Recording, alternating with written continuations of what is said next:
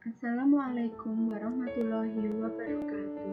Perkenalkan, nama saya Fatmawati J500.1264. Di sini saya akan mempresentasikan darah. Karakteristik umum darah.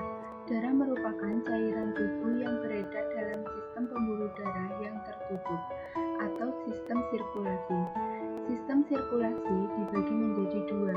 Yang pertama, sirkulasi mayor, yang kedua, sirkulasi minor. Fungsi darah. Yang pertama, fungsi darah sebagai transportasi, seperti oksigen, karbon dioksida, nutrien, hormon, produksi sel, dan panas. Fungsi yang kedua sebagai regulasi, seperti pH, mengatur suhu tubuh, dan tekanan osmotik darah. Yang ketiga sebagai proteksi, seperti coating, sel darah putih, protein darah, seperti antibodi, interferon, dan komplement. Komposisi darah. Volume total kurang lebih 8% berat badan. Terdapat sel 45% yang terdiri dari red corpuscle atau eritrosit lebih 99%. Kemudian ada white corpuscle atau leukosit dan ada platelet atau trombosit.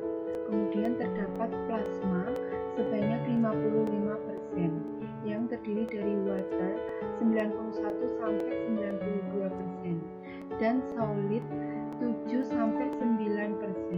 atau 6-8% protein. Berikut adalah skema dari perkembangan sel darah. Perkembangan sel darah. Terdapat fetus, terjadi hemopoiesis ekstramedula yaitu di hati dan limpa. Bulan terakhir, kehamilan produksi darah terjadi di sumsum tulang. Setelah usia 20 tahun, setelah sumsum tulang panjang kecuali proksimal, humerus dan tibia menjadi berlemak dan berhenti memproduksi. Setelah usia ini, hemopoiesis terutama oleh sumsum tulang, membranosa seperti vertebra, sternum, fossa, dan ilium, dan akhirnya sutul-sutul ini berkurang produksinya sesuai dengan umur. Sumsum tulang mengandung stem sel hemopoietik pluripotent, merupakan asal dari semua sel-sel darah dalam sirkulasi. Sel tersebut akan berdiferensiasi membentuk suatu jalur sel khusus yang disebut sel stem komit. Berdiferensiasi menjadi sel spesifik yang lebih dewasa. Pertumbuhan dan reproduksi berbagai sel stem diatur oleh protein yang disebut penginduksi pertumbuhan, all interleukin 3 yang memulai reproduksi dan pertumbuhan semua jenis sel stem yang berbeda-beda. Sedangkan proses diferensiasi sel stem adalah fungsi dari protein lain yang disebut penginduksi diferensiasi yang menyebabkan sel stem berdiferensiasi menjadi sel spesifik yang lebih dewasa. Pembentukan penginduksi pertumbuhan yang menginduksi diferensiasi dikendalikan oleh faktor-faktor di luar sumsum tulang seperti hipoksia, infeksi, dan lain-lain. Eritrosit, struktur lempengan bikonkav 7,8 mikro, volume kurang lebih 90-95 mikro, tebal bagian tepi 2,5 mikro, dan bagian tengah 1 mikro. Luas permukaannya tipis dan mengalami difusi. Membran sel yang sangat kuat dan fleksibel, deformitas dan tidak rapuh. Mendukung fungsi utama mengangkut O2, tidak berinti. Jumlah dan komponen bervariasi, tergantung jenis kelamin, usia, dan ketinggian tempat hidup. Jumlah normal pada pria 5,2 juta atau kurang lebih 300.000 per milikubik, wanita 4,7 juta atau kurang lebih 300.000 per milikubik, dan pada bayi 6,6 juta atau kurang lebih 300.000 per milikubik.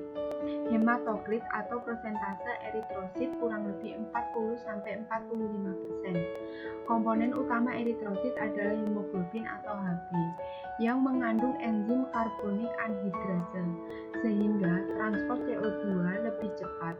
Enzim glikolitik Hb tampak kemerahan, Fe mengikat O2. Produksi dan perkembangan. Masa pertengahan kehamilan, eritrosit diproduksi di hati, limfa, dan limfonodus. Bulan-bulan terakhir kehamilan dan setelah lahir di sumsum tulang. Kecepatan eritropoiesis 2-3 juta per detik. Retikulosit masih mengandung retikulum basofilik. Masuk ke sirkulasi dengan cara diapedesis. Dalam sirkulasi normal, kurang lebih 1%.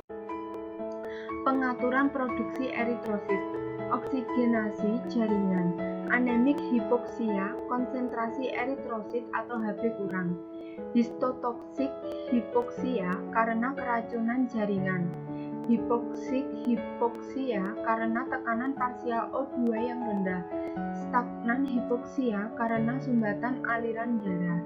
Yang kedua, eritropoietin. 90% dibentuk oleh ginjal dan sisanya oleh hati. Respon terhadap hipoksia dan faktor di luar ginjal. Leukosit. Leukosit merupakan unit mobil atau aktif dari sistem pertahanan tubuh. Tubuh mempunyai suatu sistem pertahanan terhadap invasi agen infeksius dengan cara 1. Menghancurkan agen asing dengan cara fagositosis. Yang kedua, membentuk antibodi dan limfosit yang peka. Jenis leukosit berdasarkan granulanya dibedakan menjadi 1. Granulosit, neutrofil polimorfonuklear atau PMNL. Fungsinya merupakan sel matur yang langsung dapat melakukan fagositosis yang cukup efektif, tetapi tidak mampu memfagositosis partikel yang jauh lebih besar dari bakteri. Jumlahnya 62%. Eosinofil merupakan sel fagosit yang lemah. Jumlahnya 2,3%. Mengikat pada infeksi parasit dan alergi. Walaupun ukuran parasit terlalu besar untuk difagosit, eosinofil mampu melekatkan diri pada parasit dan melepaskan bahan-bahan yang mampu membunuh parasit tersebut. Dalam hal alergi, sel mast dan basofil ikut berperan dengan melepaskan faktor kemotaktik eosinofil yang menyebabkan eosinofil bermigrasi ke jaringan alergik yang meradang. Basofil. Basofil dalam sirkulasi mirip dengan sel mast dalam jaringan. Fungsinya, basofil dan sel mast mensekresi bahan farmakologik aktif seperti heparin, histamin, bradikinin, dan serotonin. Jumlahnya 0,4%, naik pada peradangan kronik.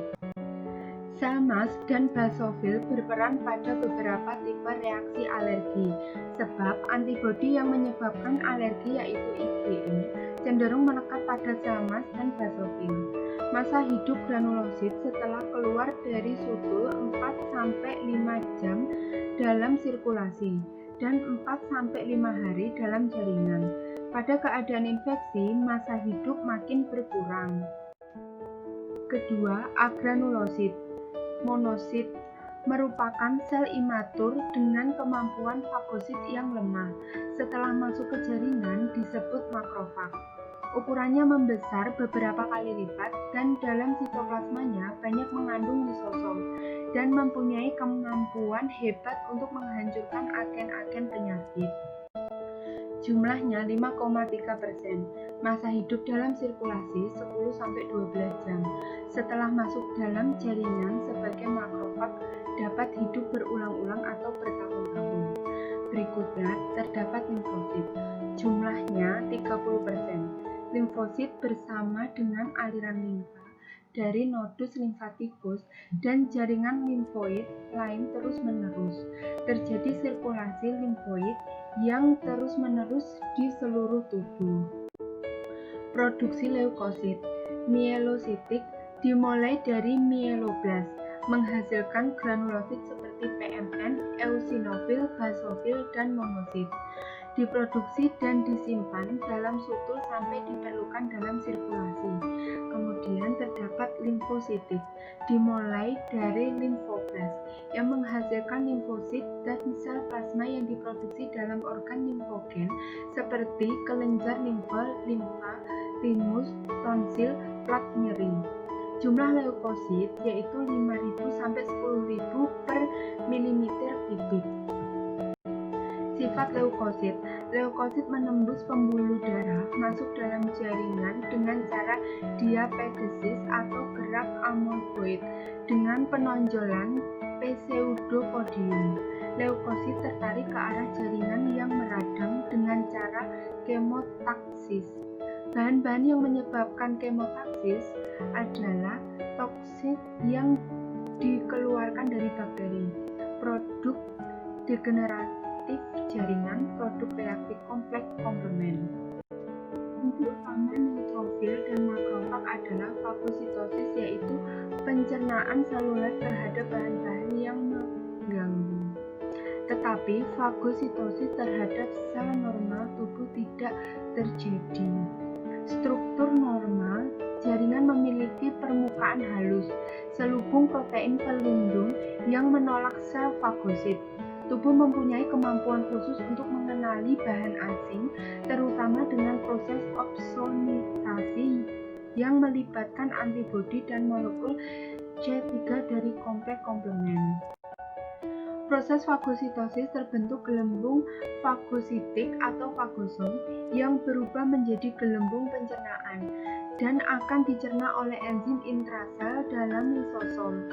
Proteolitik lipase, neutrofil dan makrofag juga mengandung bahan-bahan bakterisida, yaitu bahan pengoksidasi kuat atau dibentuk oleh organen peroksisom, superoksida O2 negatif, H2O2, ion hidroksil atau OH negatif.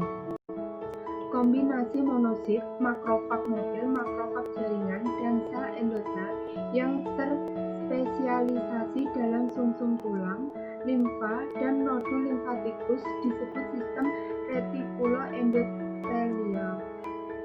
Disebut juga sistem monosit makrofag karena semua sel tersebut berasal dari monosit. Makrofag jaringan kulit dan subkutan disebut histiosit. Makrofag dalam sinus hati disebut sel Kupffer. Produk dari jaringan yang meradang akan memicu reaksi sebagai berikut: mengubah sel endotel kapiler, neutrofil melekat pada dinding kapiler, marginasi sel endotel kapiler dan venula lebih membuka sehingga lebih banyak neutrofil yang menembusnya masuk dalam jaringan. Gerakan kemotaksis. Trombosit. Trombosit atau platelet berbentuk bulat kecil atau cakram oval, diameternya 2-4 mikro, tidak berinti, dibentuk di sumsum tulang dari megakariosit. Jumlah dalam sirkulasi 150 sampai 350 mikroliter.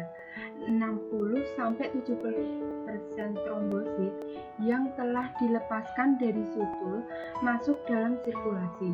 Sisanya terdapat dalam limfa, sehingga plenoktomi mengakibatkan peningkatan hitungan trombosit atau trombositosis. Dalam sitoplasma terdapat molekul aktin, miosin, serta tromboplastin.